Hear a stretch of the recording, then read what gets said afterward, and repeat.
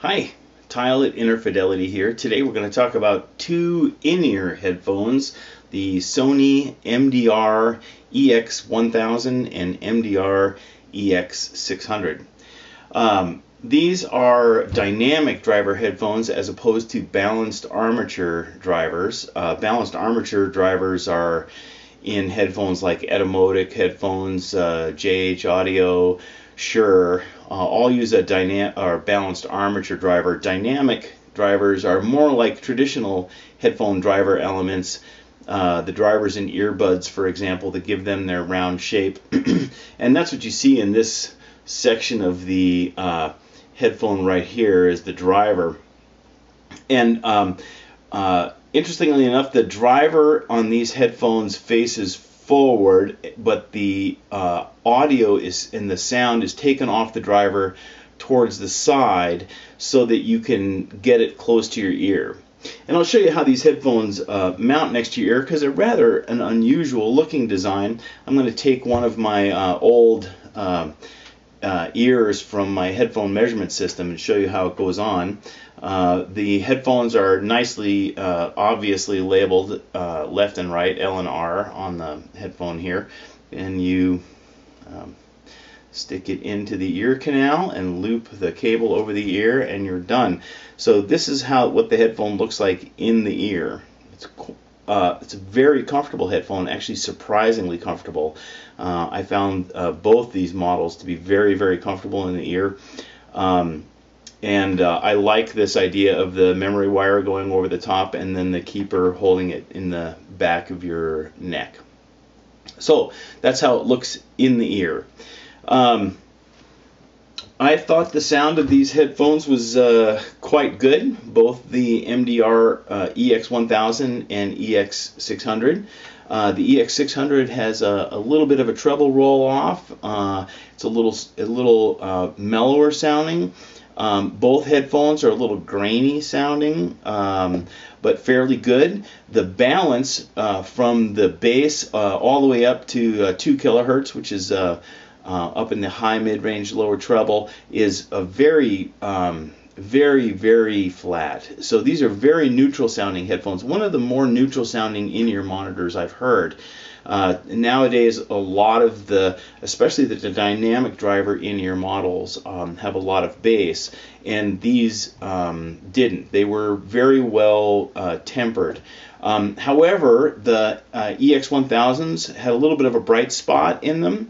When I was listening on very good quality gear, it was fine. It wasn't a problem. And they were nicely detailed, except, as I said, for a little bit of grain.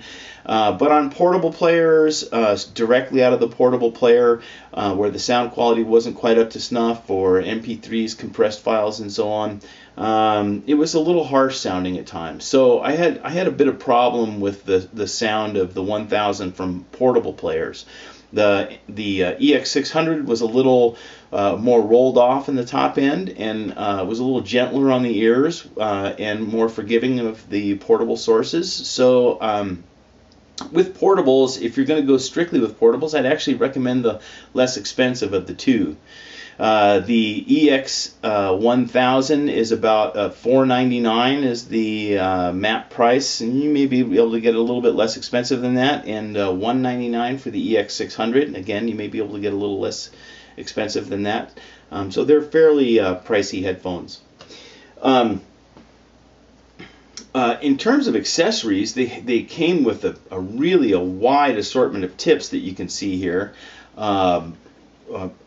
Lots of different sizes, and then a set of tips that have some foam inside the tip they call them their noise isolation tips. I did measure the same size tip, both of the normal type and of the noise isolation type, and measured absolutely no difference in the amount of isolation, so I don't think it makes any difference at all.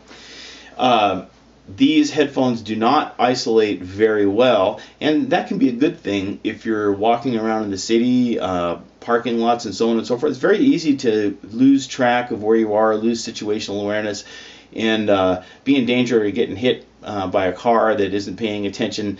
And having a little bit of ability to hear outside noise is kind of a good thing if you're in an urban environment, as long as you're not really in a loud urban environment where you really want to have the isolation.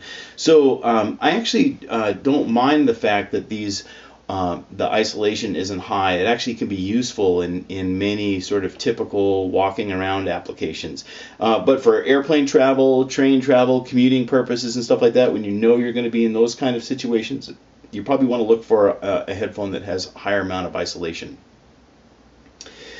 The other thing that was kind of a bummer, I thought, was the case that it comes in. This is the travel case, and this is very large, and yeah, it's kind of sexy and cool and everything, but it's really kind of inconvenient. It's not easy to wrap it up and put it in this case. This is the EX1000, and this is the EX600s.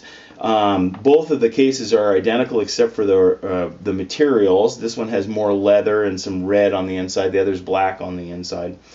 So bottom line, I kind of thought that the case was too big. To give you an idea, this is a more typical size cases that you get with in-ear monitors, and I would have thought that that was really more appropriate for a headphone like this. All right, well, bottom line, I do recommend especially the EX600 as it's relatively lower cost and plays well with portable devices. The EX1000 is quite expensive. I would recommend it if you have a really good portable rig and you've got the money to do it without worrying about it too much, because it's a fine headphone. Again, both these headphones have great balance, although just a tad grainy.